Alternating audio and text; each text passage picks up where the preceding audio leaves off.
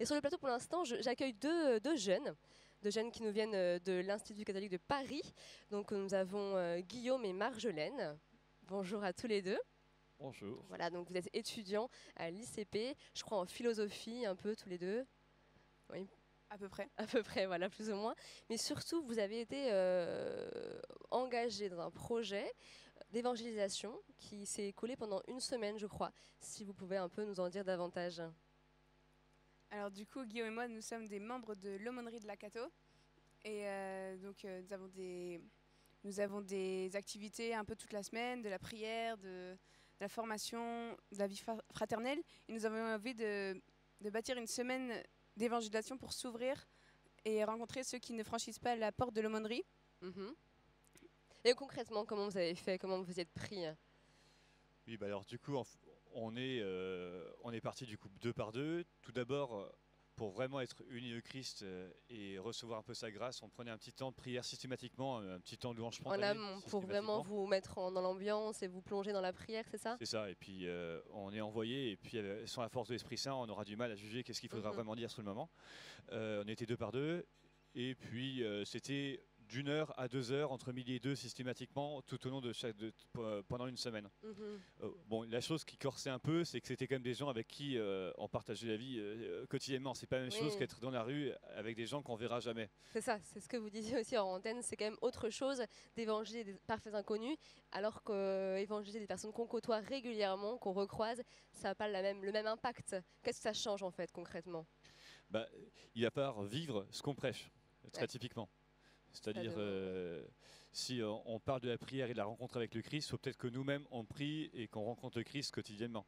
Et puis après, ça part de l'amour du prochain, c'est quand même fondamental dans l'Évangile. Il faut qu'on manifeste aussi qu'on vit de cet amour du prochain. C'est par l'amour que vous aurez les uns pour les autres que tous vous reconnaîtront pour mes disciples, dit Jésus dans Saint Jean.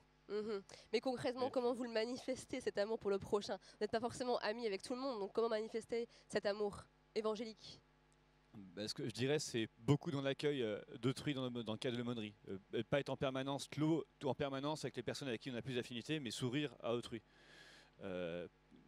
Voilà, et du coup, les gens qui nous ont vus évangéliser... Parce que concrètement, comment vous vous y preniez? Vous y alliez, vous abordiez les gens, vous leur parliez de Jésus? On partait en binôme, et on partait dans la cour de la Cato, et donc on allait voir des groupes de personnes comme en évangélisation de rue normale, sauf que voilà, c'était des jeunes, et donc au début on pouvait se dire qu'on allait être plutôt rejetés parce que... Mais vous leur disiez quoi? On leur parlait de Jésus. Comme ça.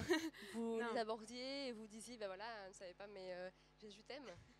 Pas directement parce que ça dépend des personnes et des situations, mais on essayait pas de rester dans les débats parce que comme c'est une fac de sciences humaines, les gens ont souvent un bon bagage et peuvent partir dans des grands débats. On essayait de témoigner plutôt parce que ça c'est ce qui ouvre à la rencontre du Christ. Et souvent, du coup, on a eu des très belles discussions avec les personnes qu'on a rencontrées. Par exemple, une anecdote à raconter, là, à nous livrer? Beaucoup de témoignages, surtout au niveau de la miséricorde, en général. Un peu des personnes qui pensaient qu'avec tout ce qu'ils avaient fait, ils ne pourraient jamais penser que Dieu pourrait être pardonné. Ou alors aussi, des personnes qui s'accrochaient beaucoup à leur raison, mais le fait de dire mets-toi à genoux à un moment donné, mets-toi en silence. Est-ce que tu as déjà pris le temps de te mettre à genoux, te mettre en silence et te demander Dieu réellement est-ce que tu existes? Et beaucoup face à ça étaient en train de se dire non, c'est vrai que je l'avais pas fait, honnêtement je l'ai pas fait, il faut peut-être que j'essaye et que je persévère plus là-dedans. Donc il y avait quand même une écoute, une relative attente en fait de ces personnes que vous avez rencontrées. Oui, en fait on a rencontré beaucoup de personnes en recherche qui cherchaient un sens à leur vie, parce qu'à notre âge on cherche beaucoup dans quel sens on va aller pour notre vie. Et ils ne cherchaient pas forcément Dieu, mais ils cherchaient quelque chose. Et c'est pour ça que c'était vraiment intéressant et beau. Et moi, la semaine dernière, j'ai rencontré une fille qui m'a dit « Ah, mais je te connais !» Et je dis « Oui, tu m'as évangélisé l'année dernière. » Ah, c'est drôle. Et comment réagir à ça, à cette apostrophe? Du coup, j'étais vraiment heureuse parce que finalement, on ne voit pas forcément le fruit qu'on a porté, mais on voit qu'on a lancé des graines et voilà. Alors, là, c'est une mission ponctuelle, hein, vous l'avez fait pendant une semaine. Moi, j'ai une question qui me taraude un peu. C'est dans un contexte en fait où la catho, bon, c'est catholique, mais j'imagine qu'il y a des personnes qui la fréquentent qui ne sont pas catholiques ou en tout cas éloignées de l'Église. Comment faire justement pour vivre au quotidien votre foi et témoigner, évangéliser dans votre quotidien en tant qu'étudiant lambda? Alors on a une grande chance, c'est qu'on a une église dans notre fac déjà.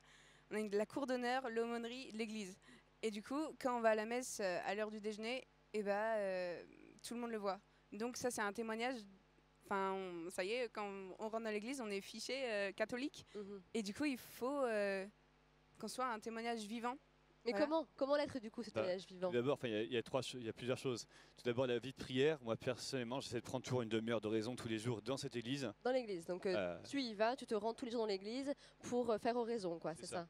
Après, il y a la vie fraternelle. Passer du temps quand même entre nous, se ressourcer quand même pour tisser des bons liens d'amitié, pour quand même et puis aussi nourrir sa foi par des temps de partage autour de la parole de Dieu. Et puis après, parler concrètement aussi, prendre le temps pour aller voir les gens. Mais ça se manifeste beaucoup en classe parce que comme on est des sciences humaines, comme elle a dit très clairement, rien qu'à nos questions, très rapidement on est fiché. Dès le premier jour, je dois dire, tout le monde avait... le catho de la classe ou l'un des cathos de la classe. Surtout dans des disciplines comme la philosophie, généralement. Forcément, qui mène à une réflexion particulière philosophique ou spirituelle, quoi. Oui. Voilà. Merci beaucoup à tous les deux de nous avoir témoigné un peu de votre expérience d'évangélisation à la catho.